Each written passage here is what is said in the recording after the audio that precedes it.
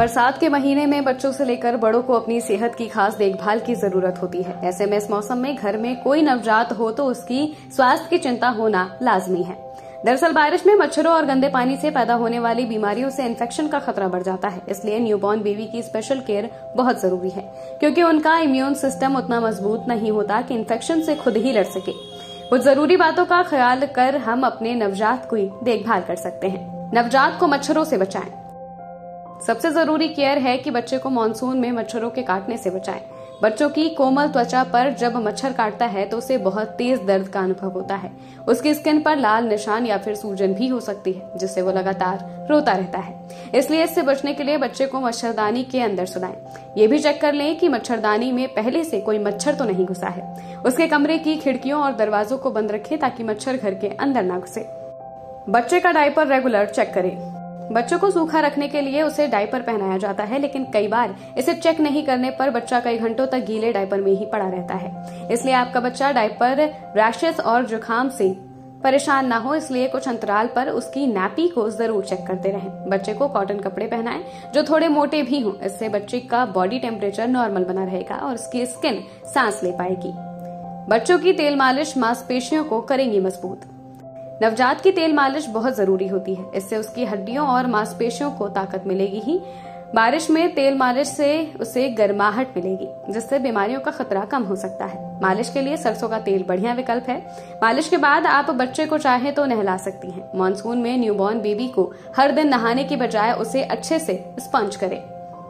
अब बारी आती है एक्सपर्ट एडवाइस की। आरोग्य इंडिया से जुड़े हैं लखनऊ के डॉक्टर ध्रुव नंदन सिंह। उनसे जानते हैं कि आखिर न्यूबॉर्न बेबीज को मानसून के सीजन में किस तरह के केयर की जरूरत होती है। सबसे पहला चीज तो मैं कहूँ कि भाई कीड़े, मच्छर और मक्खी जो इस टाइप के वेक्टर बॉर्न डिजीजेस होते हैं, जैसे कि मच्छरों से मलेरिया होने का चांस रहता है, मक्खियों से हैजा और बाकी सब चीजें होने का चांस रहता है। तो ऑब्वियस सी बात है कि बरसात में ये सब चीजें बढ़ जाती हैं। तो इन सब चीजों से पहले तो बच्चों को बचाना है। दूसरा है वाटर कंटामिनेशन। बरसात के समय में पानी जरूर कहीं ना कहीं मिक्स होकर के आपके ड्रिंकिंग वाटर में भी आ जाता है। तो पानी का भी जरूर ख्याल रखना है। अगर आप पानी का ख्याल नहीं रखेंगे तो आपको हेपेटाइटिस या इस टाइप की अदर बीमारियां होने का चांस हमेशा बना रहता है। तो हमेशा मानसून के समय में मानसून के समय में बच्चों को पानी की बीमारियों से बचाना चाहिए और कीड़े, मक्खी, मच्छरों से बचाना चाहिए।